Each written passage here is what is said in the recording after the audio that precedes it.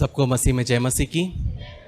मैं विश्वास करता हूँ कि आप अच्छे हैं, भले चंगे हैं और परमेश्वर के कार्य को अपने जीवन में देख रहे हैं। सबसे पहले आप सबको हैप्पी रिजरेक्शन डे।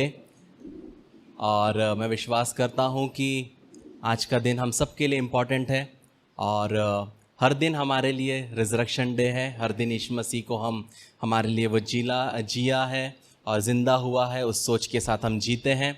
लेकिन आज का वो समय है जहाँ पे हम सिर्फ उसके ज़िंदा होने को याद करते हैं, स्मरण करते हैं और धन्यवाद देते हैं यीशु मसीह को कि उसने हमारे लिए इस दुनिया में वो आया, 33.5 साल वो जिया और हमारे लिए वो मारा गया, गाड़ा गया और तीसरे दिन जी उठा। तो धन्यवाद परमेश्वर का कि उसने अच्छा वातावरण दिया।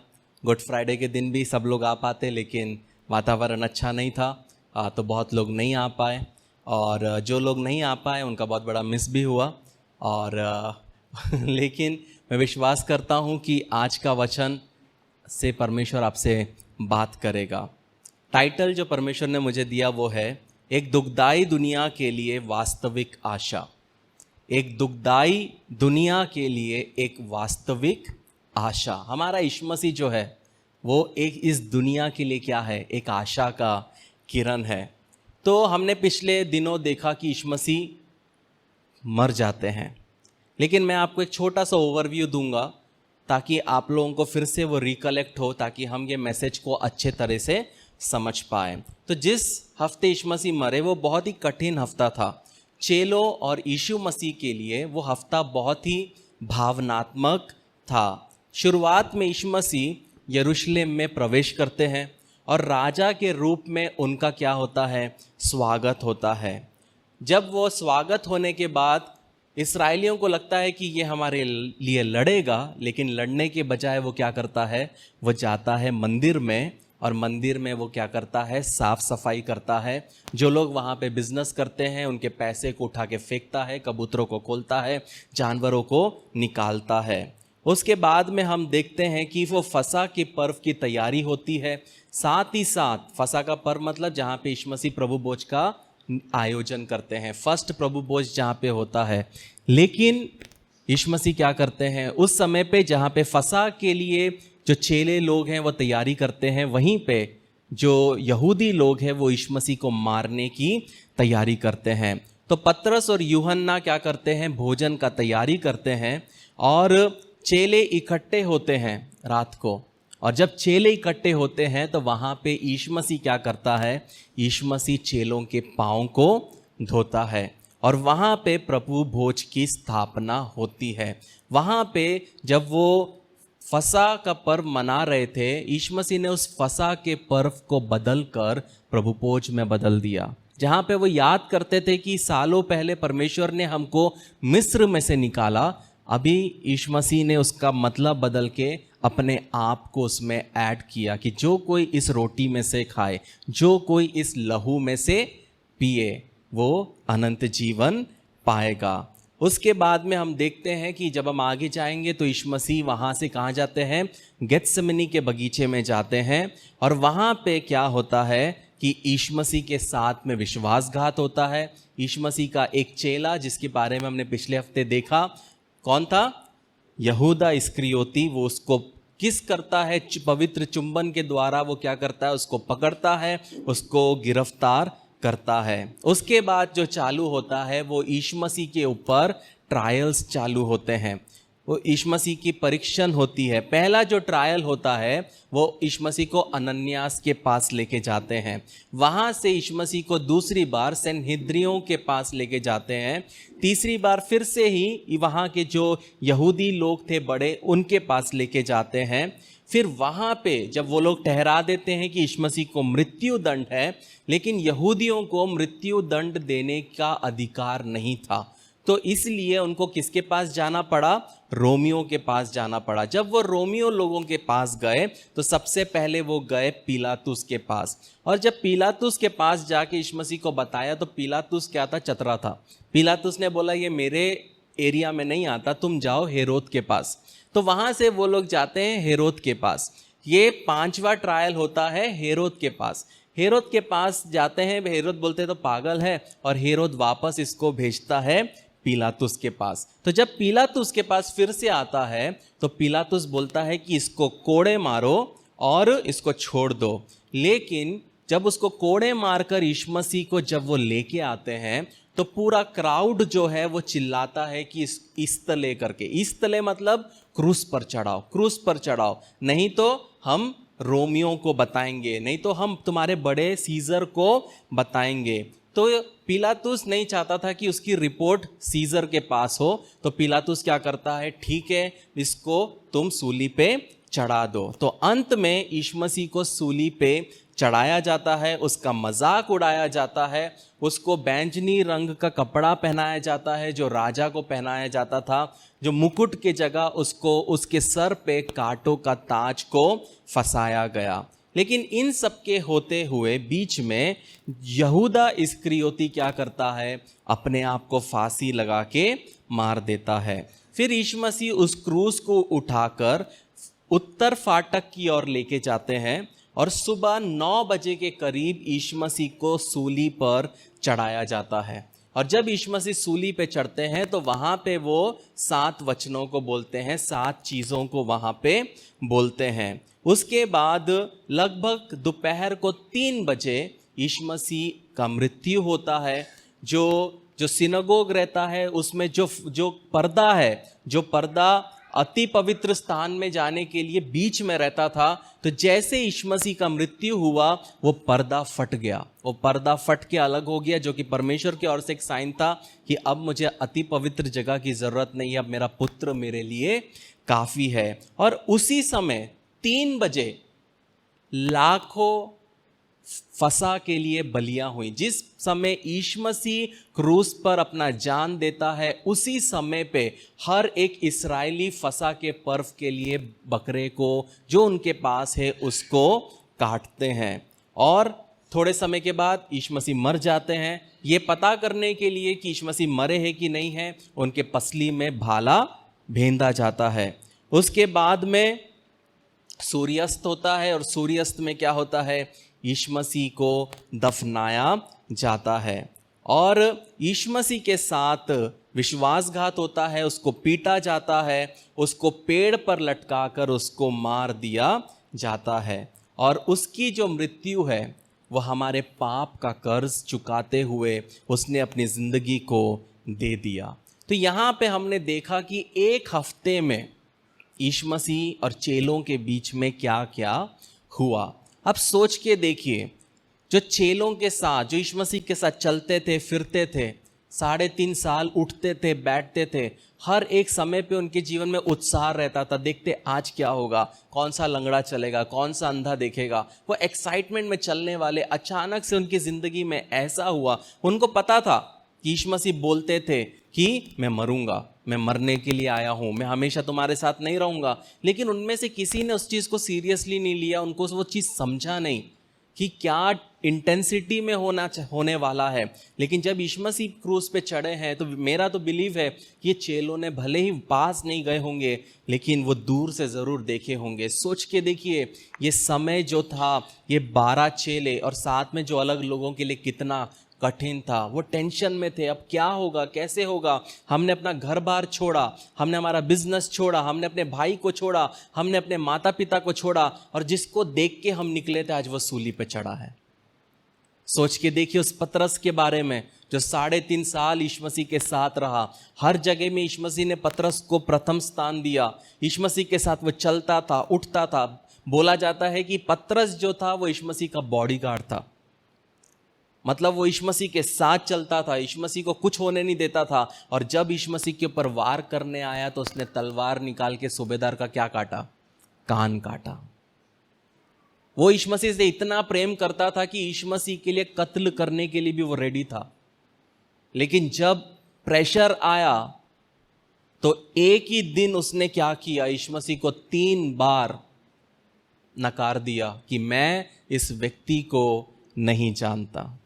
सोच के देखिए, पतरस, यीशु मसीह मर चुका है, रात को कमरे के अंदर बैठ के उसके अंदर क्या चल रहा होगा। वो रो रहा है, सिसकियां लेके रो रहा है, मैं कैसे कर दिया। बाजू में पलट के देखता है तो यूहन्ना उसको ऐसा देख रहा है, इधर देखता है तो दूसरा चेले उसको ऐसे देख रहे हैं, मरियम उसको देख रही है, सब लोग उसको जज कर रहे हैं कि तूने कैसे कर लिया। जिस प्रभु ने तेरे को बचाया, जिस प्रभु ने तेरे को उपयोग में लाया, जिस प्रभु ने तुझे चुना, तूने उसको ही छोड़ दिया, तूने उसे ही त्याग दिया। सोच के देखिए वो पतरस उस सिचुएशन में क्या चल रहा होगा। हर एक चेले सोच के देखिए वो क्या क्या अंदर उनके अंदर उथल पुथल होगा, क्या होगा, कैसे होगा। वैसे होते होते शनिवार निकल जाता है, सबत खत्म हो जाता है, आता है हफ्ते का पहला दिन जो कि रविवार था। तो जब हम मत्ती 27 मरकुस 16 उसका 1 से 4 पढ़ते हैं, वहाँ पे हम देखते हैं कि जब सब्त का दिन बीत गया तो मरियम मगदलीनी और याकूब की माता मरियम और सलोमी ने सुगंधित वस्तुएं मोल ली कि आकर उस पर मले। सप्ताह के पहले दिन बड़े भोर जब सूरज निकला ही था, वे कब्र पर आई और आपस में कहती थी, हमारे लिए कब्र के द्वार पर से पत्थर कौन लुढ़काएगा। यीशु मसीह सूली पर चढ़ाया गया, दफनाया गया, लेकिन यहाँ पे एक चीज हुआ। यीशु मसीह को सिर्फ कब्र में रखकर, उसके ऊपर एक पत्थर को रखकर सब लोग नहीं गए, लेकिन यहाँ पे फरीसियों को पता था कि यीशु मसीह ने कहा है कि मैं जीवित होऊंगा। तो जब हम मत्ती 27 उसका 62 से पढ़ते हैं, मैथ्यू 27 62 to 66, वहाँ पे हम देखते हैं कि ये जो फरीसी है वे पिलातुस के पास जाते हैं और क्या करते हैं। वहाँ लिखा है, दूसरे दिन जो तैयारी के दिन के बाद का दिन था, प्रधान याजकों और फरीसियों ने पिलातुस के पास इकट्ठा होकर कहा, हे महाराज, हमें स्मरण है कि उस भरमाने वाले ने जब वो जीवित था कहा, मैं 3 दिन के बाद जी उठूंगा। अतः आज्ञा दे कि तीसरे दिन तक कब्र की रखवाली की जाए, ऐसा ना हो कि उसके चेले आकर उसे चुरा ले जाए और लोगों से कहने लगे वो मरे हुओं में से जी उठा है। तब पिछला धोखा पहले से भी बुरा होगा। पिलातुस ने उससे कहा, तुम्हारे पास पहरुए तो है, जाओ अपनी समझ के अनुसार रखवाली करो। अतः वे पहरुइयों के साथ लेकर गए और पत्थर पर मोहर लगाकर कब्र की रखवाली की। तो यहाँ पे हम देखते हैं कि जब ये 3 स्त्री सुबह संडे मॉर्निंग वो लोग क्या करते हैं, वो एक डिसीजन लेते हैं कि हम जाएंगे यीशु मसीह के पास और वहाँ पे जाके उसके शरीर पर क्या करेंगे, स्पाइसेस को लगाएंगे। क्योंकि यीशु मसीह का जो दफनाया गया तो बहुत जल्दबाजी में हुआ, जल्दी जल्दी उनको ऐसे लपेटा और रख दिया, क्योंकि वो सबत का दिन आने वाला था, तो तब वो काम नहीं कर सकते थे। सोच के देखिए, जब हर एक व्यक्ति घर के अंदर डरा हुआ बैठा है, ये 3 स्त्री बिना कुछ सोचे समझे वो क्या कर रहे हैं, वो घर से निकल रहे हैं। बहुत बार हम हमारी ज़िंदगी में सब चीज़ आसानी से चाहते हैं। हम चाहते कि मैं जैसा बोलता वैसा क्यों नहीं होता, ईजीली मुझे क्यों नहीं मिलता।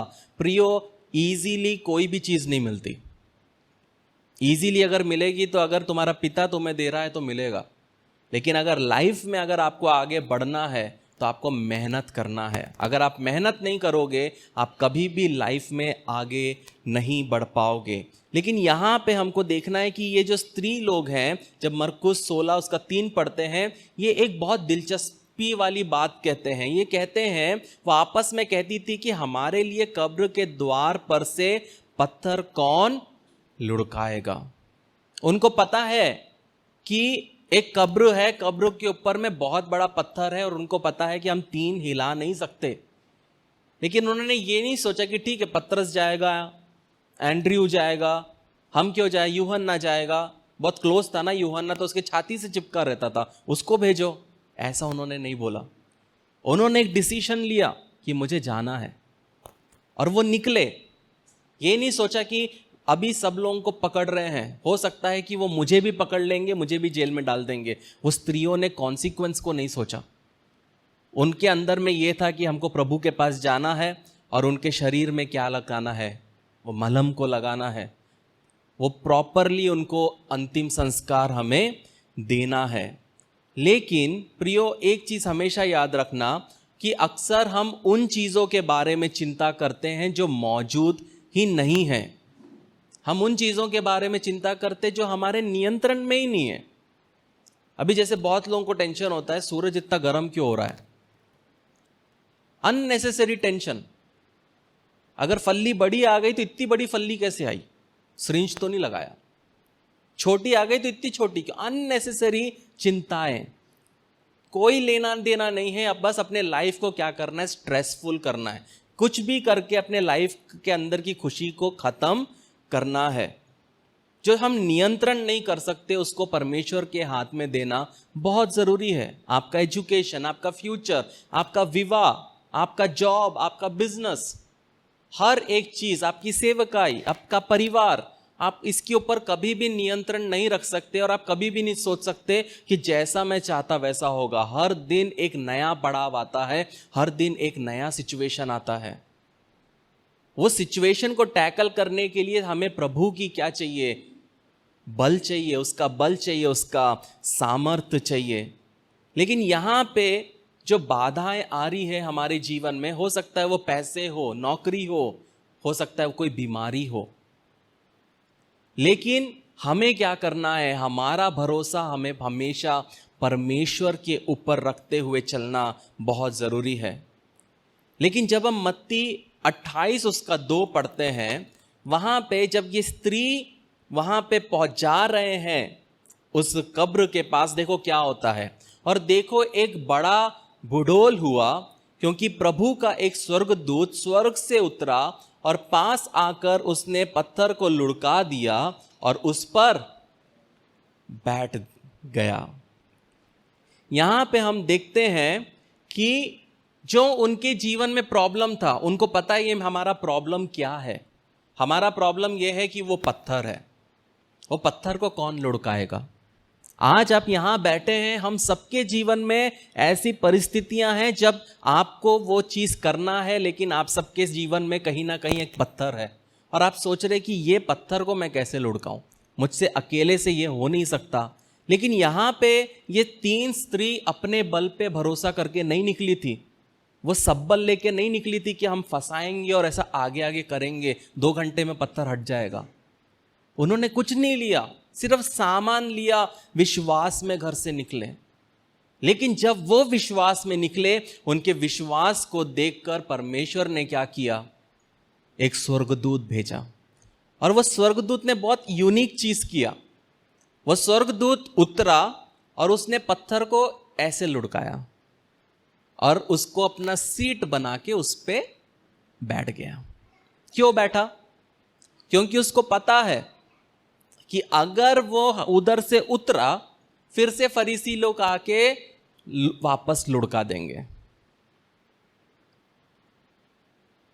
इसीलिए उसने क्या किया, वो पत्थर के ऊपर आके बैठ गया।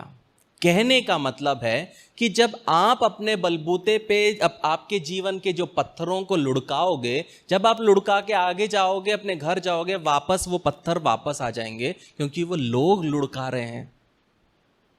आप अपने भरोसे पे लुढ़का रहे हो। लेकिन जब आप अपनी परिस्थिति परमेश्वर के हाथ में दोगे और जब परमेश्वर उस परिस्थिति को बदलेगा, उस पत्थर को लुढ़काएगा, तो ऐसा नहीं होगा कि वो अधूरा काम होगा। वहां पे एक पहरेदार भी होगा और शैतान कभी भी वो परिस्थिति को वापस आपके जीवन में आने नहीं दे पाएगा। ये होता है परमेश्वर का काम। तो यहां पे हम देखते हैं कि वो देवदूत आता है, स्वर्गदूत आता है, पत्थर लुढ़काता है और उस पर बैठ जाता है। तो जब हम मरकुस 16 उसका 5 और 6 पढ़ते हैं, वहां देखते हैं कि जब ये स्त्री वहां पहुंचती है तब क्या होता है। लिखा है, कब्र के भीतर जाकर उन्होंने एक जवान को श्वेत वस्त्र पहने हुए दाहिनी ओर बैठा देखा और बहुत चकित हुए। उसने उनसे कहा, चकित मत हो, तुम यीशु नासरी को जो क्रूस पर चढ़ाया गया है ढूंढती हो। वो जी उठा है, यहाँ नहीं है, देखो ये वही स्थान है जहां उन्होंने उसे रखा था। वो कब्र जाते हैं, डर से जाते हैं, अनसर्टेनिटी से जाते हैं कि क्या होगा। लेकिन जब वहां पे हम देखते हैं कि पत्थर लुढ़का हुआ रहता है, वो अंदर जाते हैं, स्वर्गदूत आके बोलता है कि यीशु मसीह जी उठा है। जो स्थान पर वो लेटा हुआ था आके देखो। वहां पे उसने क्वेश्चन नहीं पूछा, उसने एक स्टेटमेंट दिया कि वो क्या हो चुका है, वो जी उठा है। वो स्वर्गदूत ये नहीं पूछ रहा स्त्रियों से कि आपको लगता है वो जी उठा है, मुझे नहीं पता, ऐसा नहीं बोलता हूं। उसको पता है कि यीशु मसीह जी उठा है। प्रियो, हम जो यीशु मसीह पे विश्वास करते हैं, हमारा विश्वास का आधार दो चीज पे है। पहला, यीशु मसीह जो मृतकों में से जीवित हुआ। दूसरा, यीशु मसीह जो कुंवारी मरियम के द्वारा पैदा हुआ। ये दो सिद्धांत हमारे लिए बहुत इंपॉर्टेंट है और इन सिद्धांतों पे हमारा विश्वास खड़ा होता है। बहुत से लोग आए, चिन्ह चमत्कार किए, बहुत से लोग आए जो उन्होंने बहुत बड़ी बड़ी भीड़ों को लेके आए, लेकिन वो सब समय के साथ मर गए। आज भी उनकी अत्तड़ियां पड़ी है या आज भी उनकी कब्रें हैं। लेकिन एक ही व्यक्ति है जिसकी कब्र में लिखा है वो यहां नहीं है, वो उसका नाम है यीशु मसीह। वो है हमारा प्रभु, राजाओं का राजा, प्रभुओं का प्रभु। तो फरीसी लोग जानते थे कि ऐसा कुछ होने वाला है, इसलिए पहले से वो लोग क्या करते हैं, वो तैयारी करते हैं। लेकिन यहां पे हम देखते हैं कि फरीसी लोगों को लगता है, सदूकियों को लगता था कि हम 20-25 सैनिकों को वहां रख देंगे तो परमेश्वर का काम नहीं होगा। प्रियो, मैं एक चीज कहना चाहता हूं कि आपके विरुद्ध 1000 आए या 10,000 आए, जब यीशु मसीह के साथ आप हो तो आप मेजॉरिटी हो। आप अकेले हो कभी नहीं समझना। एलाइशा और गेहसी अकेले अपने घर में थे और एक पूरा आर्मी उनसे लड़ने आता है, और सुबह गेहसी बाहर निकल के देखता है तो पूरी सेना खड़ी रहती है। लेकिन गेहसी बोलता है, तू वो नहीं देखता जो मैं देखता हूं। और वो परमेश्वर को बोलता है, इसकी आंख खोल। और जब परमेश्वर गेहसी की आंख खोलता है तो आग के रथे खड़ी रहती है। प्रियो, हमारे पास जो सेना है ना प्रियो, वो इस दुनिया का कोई भी रॉ स्वॉट कुछ नहीं है उनके सामने। वचन कहता है कि एक स्वर्गदूत अकेले लाखों को मारा है। पुराने नियम में एक रात में अकेले ने मारा है। और वचन के अनुसार माना जाता है कि हर एक व्यक्ति जो विश्वास करता है उसके पास 2 स्वर्गदूत रहते हैं। जो विश्वास में चलते हैं उनके साथ हमेशा 2 स्वर्गदूत हमारे लेफ्ट और राइट चलते हैं। तो वो अलग टॉपिक है, हम उसमें नहीं जाएंगे। तो यहां पे हम देखते हैं कि यीशु मसीह क्या हो जाते हैं, जी उठते हैं। जब हम लूका 9 उसका 22 पढ़ते हैं, वहां पे यीशु मसीह ने एक भविष्यवाणी की थी अपने बारे में। क्या लिखा है, फिर उसने कहा, मनुष्य के पुत्र के लिए अवश्य है कि वो बहुत दुख उठाए और पुरनियों और प्रधान याजक और शास्त्री उसे तुच्छ समझकर मार डाले और वो तीसरे दिन जी उठे। तो यहां पे हम देखते हैं कि यीशु मसीह जब इस पृथ्वी पे आया, हमें कभी भी उस चीज का उदासीपन नहीं होना चाहिए, दुख नहीं होना चाहिए कि यीशु मसीह मरा, कैसे मरा। हमें उस चीज के लिए खुशी होना चाहिए, हमें उस चीज के लिए गर्व होना चाहिए कि मैं उस प्रभु की आराधना करता हूं, स्तुति करता हूं जो मेरे लिए मरा, जिसने मुझसे कुछ नहीं मांगा, जिसने मुझसे कोई गुरु दक्षिणा नहीं मांगा, जिसने मुझसे कभी पैसा नहीं मांगा। उसने सिर्फ विश्वास में उसे अपनाने के लिए कहा। ऐसे प्रभु की हम आराधना करते हैं, ऐसे प्रभु की हम स्तुति करते हैं। पिछले दिन मैं अपने एक दोस्त से बात कर रहा था जो अफ्रीका में है। वो मुझसे कहा कि ब्रदर, आप बिलीव नहीं करोगे, हमारे यहां पे प्रभु भोज लेने के लिए भी पैसे लेते पास्टर लोग। इतना कलयुग आ चुका है। यीशु मसीह मरा, उसका कोई वैल्यू नहीं। सब अपना पेट भरने के लिए जी रहे हैं। लेकिन यहां पे जब हम मरकुस 16 उसका 7 और 8 पढ़ते हैं, वहां पे लिखा है, चेले बहुत, इस स्वर्गदूत क्या बोलता है उन स्त्री को, परंतु तुम जाओ और उसके चेलों और साथ में बोलो कौन, पतरस से कहो कि वो तुमसे पहले गलील को जाएगा, जैसे उसने तुमसे कहा था। तुम वही उसे देखोगे। और वे निकलकर कब्र से भाग गई, क्योंकि कपकपी और घबराहट उन पर छा गई थी। और उन्होंने किसी को कुछ ना कहा, क्योंकि डरती थी। सोच के देखो, वो सिचुएशन को सोच के देखो कि वो कब्र में गई, स्वर्गदूत ने बताया और स्वर्गदूत बोला कि जाओ चेलों को बताओ और खास तौर से पतरस को बताओ, क्योंकि ये 3 दिन पतरस के लिए बहुत टफ था, बहुत पेनफुल था। सब लोग उसे जज कर रहे, वो खुद अपने आप को जज कर रहा है, वो उसका विश्वास हिला हुआ है कि मैंने अपने यीशु मसीह को कैसे छोड़ दिया। लेकिन यहां पे यीशु मसीह पवित्र आत्मा के द्वारा वो स्वर्गदूत क्या बोलता है, पतरस को बताओ। नाम लेकर परमेश्वर उसको बोलता है स्वर्गदूत के द्वारा। और वो लोग क्या करते हैं, वो वापस जाते हैं और बताते हैं।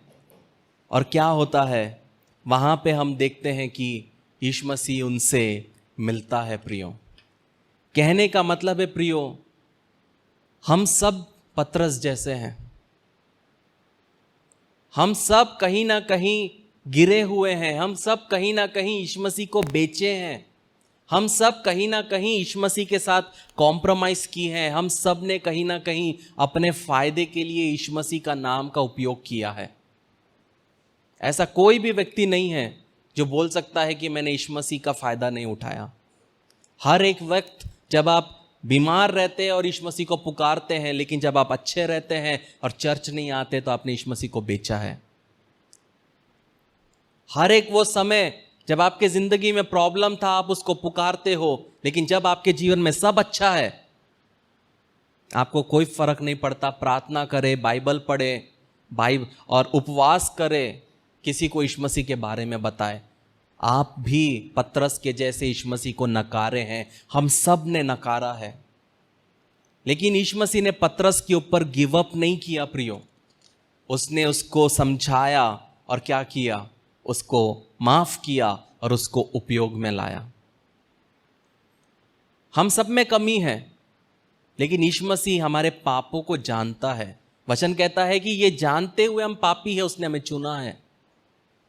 ऐसा यीशु मसीह हमसे ये एक्सपेक्ट नहीं कर रहा कि हम दूध के धुले हैं। हम में कमी है, वो जानता है, लेकिन वो क्या एक्सपेक्ट करता है कि एटलीस्ट हम एक्सेप्ट तो करें। पतरस एक्सेप्ट करता है उससे गलती हुआ। यहूदा इस्करियोती रुकता नहीं। अगर वो रुकता तो वो भी देखता कि यीशु मसीह जी उठा, हो सकता था कि परमेश्वर उसको भी उपयोग में लाता, लेकिन वो अपने मैटर्स को अपने हाथ में लेता है और अपनी जिंदगी को तबाह करता है। बहुत सी थेरीज हैं कि यीशु मसीह जब 3 दिन में, बोला जाता है यीशु मसीह जब 3 दिन नरक में प्रचार कर रहे थे, तब वहां पे जूडस भी था। और वहां पे जूडस यीशु मसीह से माफी मांगता है, और बहुत लोग मानते हैं कि यीशु मसीह के साथ में स्वर्ग में जूडस है। हम नहीं जानते बहुत सारी चीज, जब हम उधर पहुंचेंगे बहुत सारी चीज क्लैरिटी में आएगी, लेकिन जितना वचन के आधार पे हम ये बोल सकते हैं कि जूडस नरक में है, क्योंकि उसने यीशु मसीह को क्या किया, उसने यीशु मसीह को पकड़वाया। अब सबसे इंपॉर्टेंट सवाल आप सबसे मैं पूछना चाहता हूं कि कितने लोग जानना चाहते हैं कि जब हम जी उठेंगे हमारा शरीर कैसा होना चाहिए, कैसा होगा। जब यीशु मसीह वापस आएगा और हमें एक नया शरीर मिलेगा, वो कैसा होगा। आप में से कितने लोग जानना चाहते हैं? क्या मैं हाथ देख सकता हूं? गुड।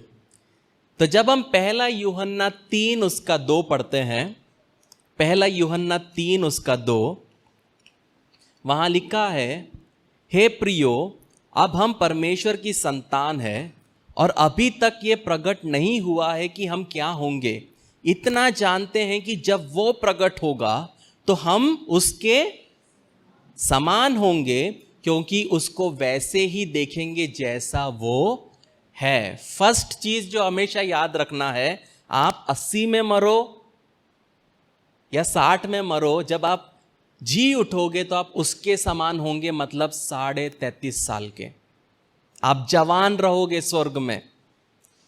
30s जो एज है वो एक पुरुष के लिए एक स्त्री का सबसे बेस्ट एज रहता है। वो सबसे हेल्दी रहते हैं, वो सबसे स्ट्रांग रहते हैं। तो जब हम स्वर्ग में जाएंगे, हमें एक नया शरीर मिलेगा, तब हमें 33 ईयर्स क्या लिखा, उसके समान हम होंगे। लेकिन और भी बहुत सारी चीजें हैं, क्योंकि बाइबल में जब हम देखते हैं नया शरीर किसको मिला है, वो सिर्फ एक व्यक्ति को नया शरीर मिला है। उसका नाम क्या है? यीशु मसीह। जब यीशु मसीह मृतकों में से जी उठते हैं तो एक नए शरीर के साथ वो उठते हैं, क्योंकि उनके शरीर में लहू नहीं था, वो बिना लहू के चल रहे थे। इसलिए मैं आपको 9 चीजें बताऊंगा जो हमारा नया शरीर में हो सकता है। हो सकता है इसमें से कुछ कम हो या 15 ज्यादा हो, लेकिन जितना मुझे समझ है मैं आपको 9 चीजें बताऊंगा कि हमारा शरीर वैसा होगा जब यीशु मसीह वापस आएगा। एक्साइटिंग। तो पहला चीज, जब हम लूक 24:35-37 पढ़ते हैं, लूका 24 उसका 35 से 37, वहां लिखा है, वे ये बातें कर ही रहे थे कि वे आप ही उनके बीच में आ खड़ा हुआ और उनसे कहा, तुम्हें शांति मिले। परंतु वो घबरा गए और डर गए और समझे कि किसी भूत को देख रहे हैं। पहला कैरेक्टरिस्टिक, पहली विशेषता कि नया जो शरीर रहेगा वो बंद कमरों में प्रवेश कर सकता है। अभी ये दीवार हमको रोकती है, लेकिन जो नया शरीर आपको और मुझे मिलेगा, हमें ये दीवार नहीं रोक सकती। जैसे यीशु मसीह बंद दरवाजे में, बंद कमरे में एंटर किया, वैसे हमें भी नया शरीर जब मिलेगा हम पट से जा सकते हैं। सॉलिड हमको रोक नहीं पाएगा, हमारे शरीर को रोक नहीं पाएगा। वैसे ही हम जब यूहन्ना 20 उसका 24 और 26 पढ़ते हैं, तो यहां पे पहली बार यीशु मसीह आते हैं, तो तब वहां पे एक व्यक्ति नहीं था। वो कौन था? थॉमस, जो कि डाउट करने वाला। और पूरे चेलों में सिर्फ वही एक व्यक्ति था जो एशिया में आया, हमें वही मिला, थॉमस हमको मिला। अगर उसके जगह पौलुस होता तो शायद हमारा देश कुछ अलग रहता था, लेकिन हमको मिला थॉमस। परमेश्वर का धन्यवाद कि हमको थॉमस मिला। थॉमस पहली बार जब यीशु मसीह आया तो थॉमस वहां पे नहीं था, तो चेलों ने बोला कि हम लोग ऐसे बैठे थे और यीशु मसीह आया। थॉमस बोलता है कि जब तक मैं उसकी अपनी उंगली उसके हाथ में घुसा ना दूं, पसली में घुसा ना दूं, मैं विश्वास नहीं करूंगा। तब क्या होता है? जब हम 24वां वचन पढ़ते हैं, वहां लिखा है, परंतु 12 में से एक व्यक्ति अर्थात थोमा, जो दिदुमुस कहलाता था, जब यीशु आया तो उनके साथ ना था। जब और चेले उससे कहने लगे कि हमने प्रभु को देखा है, तब उसने उनसे कहा, जब तक मैं उसके हाथों में कीलों के छेद ना देख लूं और कीलों के छेद में अपनी उंगली ना डाल लूं और उसके पंजर में अपना हाथ ना डाल लूं, तब तक मैं प्रतीति नहीं करूंगा। 8 दिन के बाद उसके चेले फिर घर के भीतर थे और थोमा उनके साथ था और द्वार बंद थे।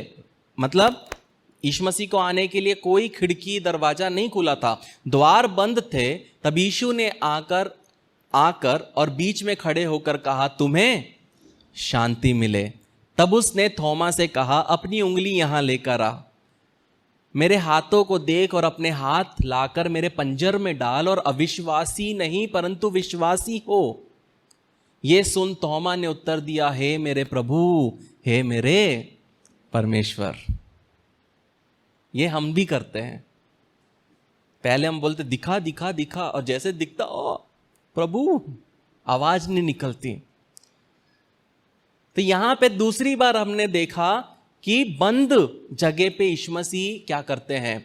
एंटर करते हैं। तो यहां पे एक और जगह यही चीज होता है जब हम यूहन्ना 20 उसका 19 पढ़ते हैं, जॉन 20:19। वहां पे भी हम देखते हैं उसी दिन जो सप्ताह का पहला दिन था, मतलब संडे, संध्या के समय, आज के जैसे संध्या के समय, जब वहां के द्वार जहां चेले थे यहूदियों के डर के मारे क्या थे, खुले थे, बंद थे, तब यीशु आया और बीच में खड़ा होकर उनसे कहा तुम्हें शांति मिले। हो सकता है ना वो चेलों ने बोला होगा क्या हमेशा पोस मारते रहते, आ जाते हो एकदम से और बोलते तुम्हें शांति मिले, डरा देते हो हमें। लेकिन वो कैरेक्टर है जो नया शरीर का है कि हम क्या कर सकते हैं, सॉलिड में से भी घुस के जा सकते हैं, हमको रोकने वाला कोई जेल नहीं है। दूसरा चीज, जब हम लूका 24 उसका 36 से 40 तक पढ़ते हैं, लूक 24 36 to 40, वहां लिखा है वे ये बात कही रहे थे कि वे आप ही उनके बीच में आ खड़ा हुआ और उनसे कहा तुम्हें शांति मिले, परंतु वे घबरा गए और डर गए और समझे कि हम किसी भूत को देख रहे हैं। उसने उनसे कहा क्यों घबराते हो और तुम्हारा मन में क्यों संदेह उठता है, मेरे हाथ और मेरे पाँव को देखो कि मैं वही हूँ, मुझे छू कर देखो, क्योंकि आत्मा की हड्डी और मांस नहीं होता जैसे मुझ में देखते हो। ये कहकर उसने उन्हें अपने हाथ पाँव दिखाए। दूसरा कैरेक्टरिस्टिक कि जो नया शरीर रहेगा वो भौतिक तौर पे, वास्तविक तौर पे, शारीरिक तौर पे पहचानने वाला होगा। मतलब जब आपको आपका भाई देखेगा तो वो पहचान लेगा कि ये मेरा भाई था। ऐसा नहीं होगा कि एकदम से काले लोग गोरे हो जाएंगे, गोरे लोग काले हो जाएंगे, पिंगे लोग लंबे हो जाएंगे, लंबे लोग, ऐसा नहीं यीशु मसीह बोलेगा जो तुम्हें यहां नहीं मिला ना बेटा मैं तेरे को इधर दूंगा, ऐसा नहीं होगा। अब वहां पे क्या होगा वो मैं नहीं जानता, मैं नहीं बोल सकता सबकी हाइट एक जैसी रहेगी, सब अच्छे दिखेंगे, सबके लंबे बाल होंगे, ऐसा मैं नहीं जानता। लेकिन ये जानता हूं कि सब एक दूसरे को पहचान पाएंगे। ये दूसरा कैरेक्टरिस्टिक है। यीशु मसीह जब आए तो चेले यीशु मसीह को क्या कर पाए, पहचान पाए। सोच के देखिए, मैं बहुत एक्साइटेड हूं मेरे नाना से मिलने के लिए। जब मैं जाऊंगा तो शायद पहला इंसान मेरे नाना ही होंगे, मुझे उनसे मिलना है, बात करना है। तब बच्चा था तो नहीं बात कर पाया, तो मैं पहचान पाऊंगा उनको। तो ये दूसरी विशेषता। तीसरी, मत्ती 28 उसका 9, वहां लिखा है तब यीशु उन्हें मिला और कहा सलाम। उन्होंने पास आकर उसके पांव पकड़कर उसको दंडवत किया। तीसरा विशेषता यह है कि जो नया शरीर हमें मिलेगा उसको हम छू सकते हैं और उसको महसूस कर सकते हैं। जब यीशु मसीह ने उनको आके सलाम बोला तो उन्होंने आके उसके पाँव को पकड़ा। ऐसा नहीं हुआ कि पकड़ा, किधर है किधर है, ऐसा नहीं हुआ, कैस्पर जैसा नहीं हुआ, लेकिन वो पकड़ पाए, सॉलिड आर्म। तो जो नया शरीर हमको मिलेगा वो सॉलिड रहेगा। हो सकता है हम फुटबॉल भी उससे मार पाएंगे, ऐसा बॉडी हमको परमेश्वर देगा। चौथा चीज, लूक 24 41 to 43, लूका 24 उसका 41 से 43। जब आनंद के मारे उनको प्रतीति ना हुई और वे आश्चर्य करते थे तो उसने उनसे कहा क्या यहां तुम्हारे पास कुछ भोजन है? उन्होंने उसे भुनी हुई मछली का टुकड़ा दिया, उसने लेकर उनके सामने खाया। ये सबसे बड़ा गुड न्यूज़ है हम सबके लिए कि जो नया शरीर है हम खा सकते हैं।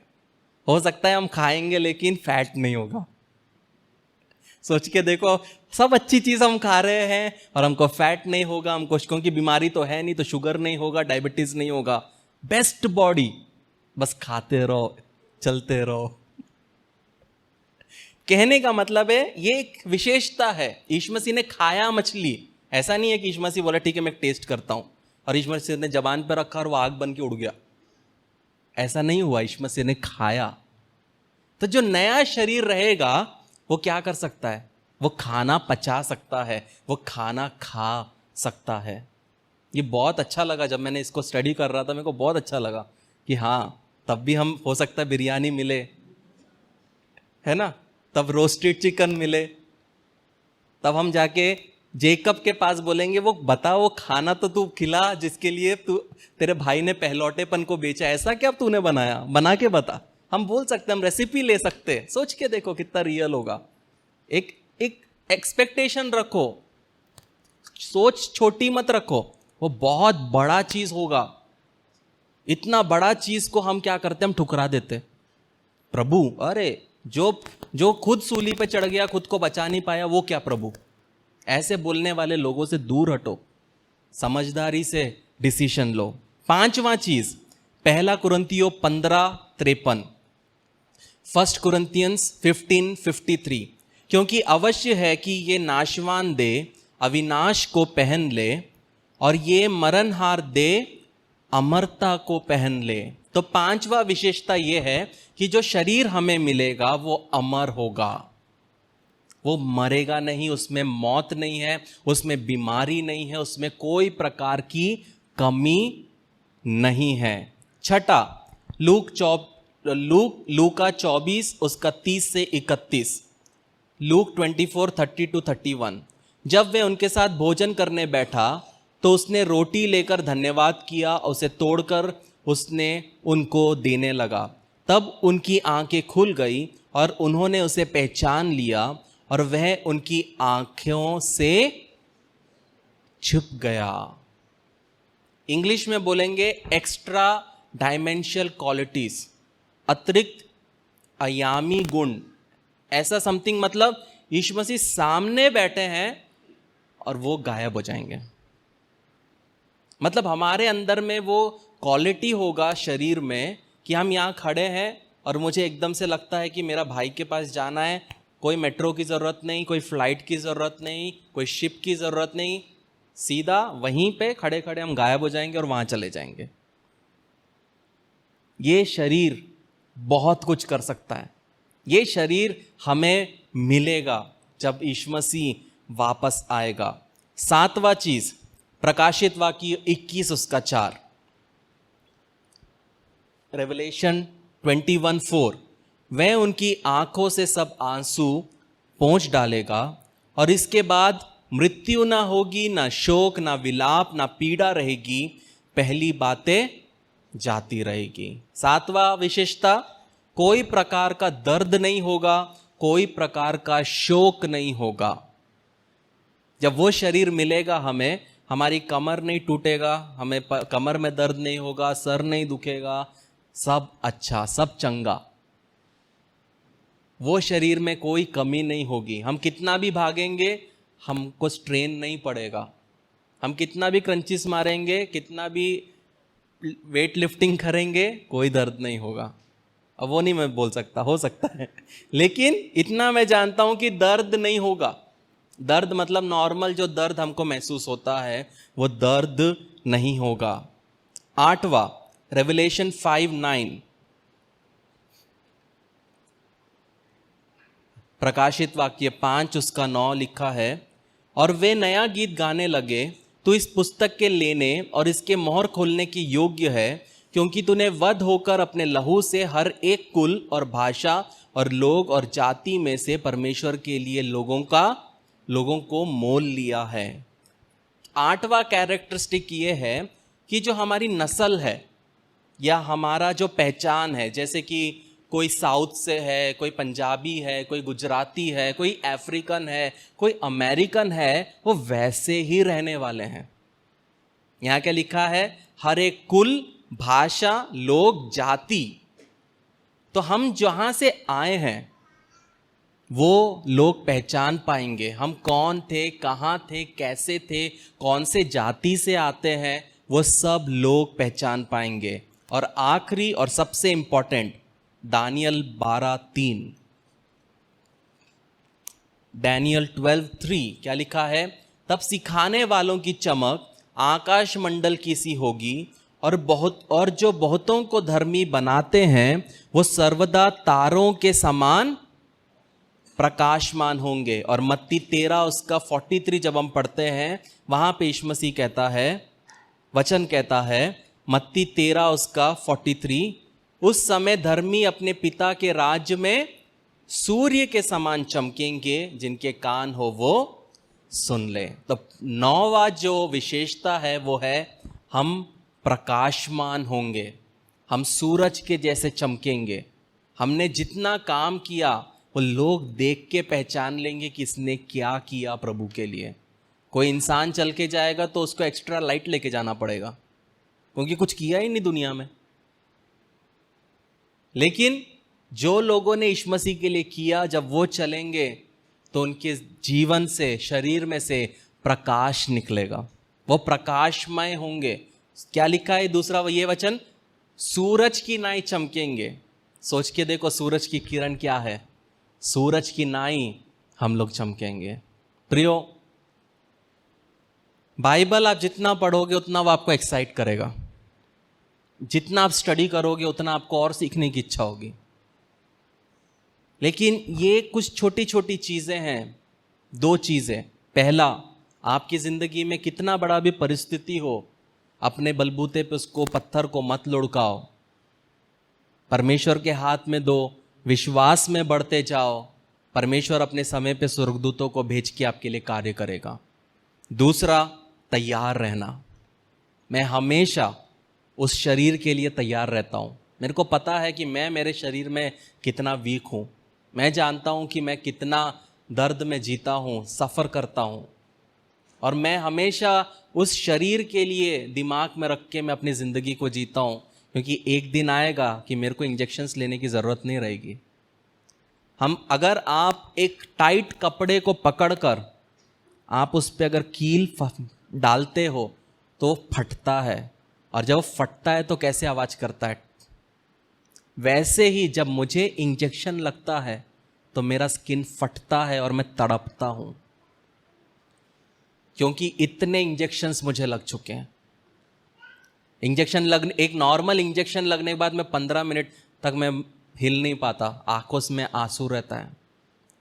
मैं जानता हूँ मेरे दर्द को, फिर भी मैं हंसता हूँ, क्योंकि मेरे को लोगों की सिंपैथी नहीं चाहिए। लेकिन कहने का मतलब है, ये वचन मेरे लिए बहुत इंपॉर्टेंट है, हम सबके लिए। जिसको लगता है उसका शरीर वीक है, बुजुर्ग जिसको लगता है उसका शरीर उसका साथ छोड़ रहा है, एक अच्छा शरीर हमें मिलेगा। ये पाप के वजह से हम में कमियां है, हम में दर्द है, लेकिन एक दिन आएगा जब हम यीशु मसीह के साथ रहेंगे और एक नया शरीर हमें मिलेगा। ये क्यों मिलेगा? क्योंकि यीशु मसीह क्रूस पे विश्वास योग्य रहा, वो हमारे लिए मारा गया, गाड़ा गया, तीसरे दिन जी उठा, ताकि जो कोई उस पे विश्वास करे वो नाश ना हो परंतु अनंत जीवन पाए। तो हमेशा याद रखना प्रियो, मसीह जीवन सिर्फ स्वर्ग नहीं है, उसके साथ बहुत सारी चीजें हैं। उसमें से एक है एक नया शरीर, एक ऐसा शरीर जिसमें दर्द नहीं, पीड़ा नहीं, कमी नहीं, best body you can ever get. परमेश्वर इन वचनों से आशीषित करें, आमीन। तो आप विवाह के लिए आगे कदम बढ़ाने को तैयार हैं, बधाई। इससे पहले कि आप अपनी शादी के दिन की तैयारी में जुट जाएं, योजना बनाएं और परेशान होने लगें, एक सबसे महत्वपूर्ण बात न भूलें, आपकी शादी। एक अध्ययन के अनुसार विवाह पूर्व परामर्श या वैवाहिक थेरेपी पूरा करने वाले जोड़ों में तलाक की संभावना 31% तक कम होती है, और कोर्टशिप टू मैरिज इसमें आपकी मदद करता है। हमारे कोर्स और पाठों में विवाहित जीवन के संघर्षों, वास्तविकताओं और रोजमर्रा की दिनचर्या जैसे कई विषय सम्मिलित किए गए हैं। इस कार्यक्रम पर कई जोड़ों का भरोसा रहा है जो जिंदगी के इस नए स्तर पर जाने के लिए तैयार हैं। लेकिन इसके लिए सिर्फ हमारी बात को ही न माने, आप अपना पहला पाठ मुफ्त सीख सकते हैं। एक बार जब आप कोर्टशिप टू मैरिज के साथ रजिस्ट्रेशन करते हैं तो आप हमारी 30 दिन की मनी बैक गारंटी द्वारा भी सुरक्षित रहते हैं, और आप तैयार हैं एक सुखी वैवाहिक जीवन के लिए। courtship2marriage.com पर आज ही अपना पहला लेसन शुरू करें।